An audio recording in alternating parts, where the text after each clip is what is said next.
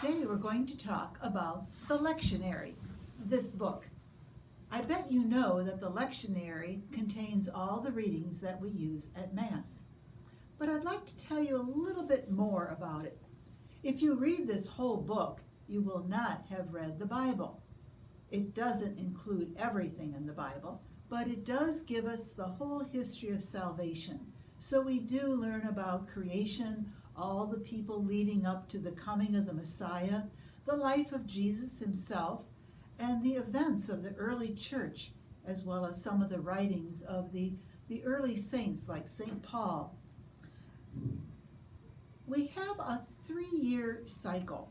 This is 2020, and so we will be on cycle A, which means on Sundays, most of our Gospels will come from Matthew. Next year, year B, our Gospels will come from Mark.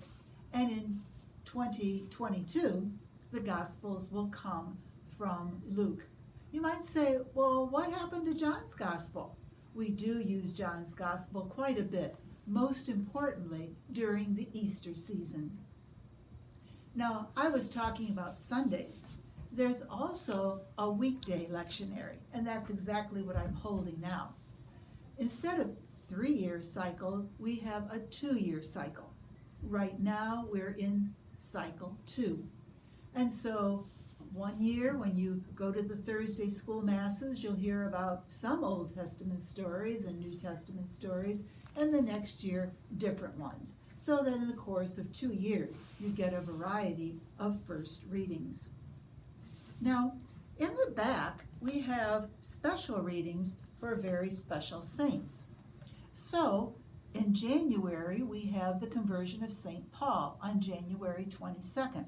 And we would probably use these readings. Why? Because St. Paul is very important. Now, I could go back a few pages and come to St. Polycarp, but I have a feeling most people don't know a lot about St. Polycarp. So unless your parish is called the parish of St. Polycarp, you probably wouldn't use those readings. The main reason, though, that we don't usually go to the back, and we really try to keep to the readings in the front, is that they are continuous. And so, for example, if we're reading about Samuel, maybe we start when he was very young and in the temple and he heard the voice at night and he kept getting up and talking to Eli. But then we want to hear the rest of the story. So we try not to interrupt too often by choosing readings from the back, unless we've got a very good reason. Okay. We will very soon, starting January 13th, up until Ash Wednesday in late February, we'll be using what's called ordinary time. Now, ordinary doesn't mean it's not special. Your teachers have told you what ordinal numbers are. They are counting numbers. And so in January, we'll be in weeks 2, 3, 4, 5, up through 7 until Ash Wednesday. Those are the weeks of ordinary time. Then, of course, we have the 90-day season of 50 days in Lent and 40 days in Easter, and that will take us beyond Pentecost. And so in June, July, all the way up till Advent will be in ordinary time again.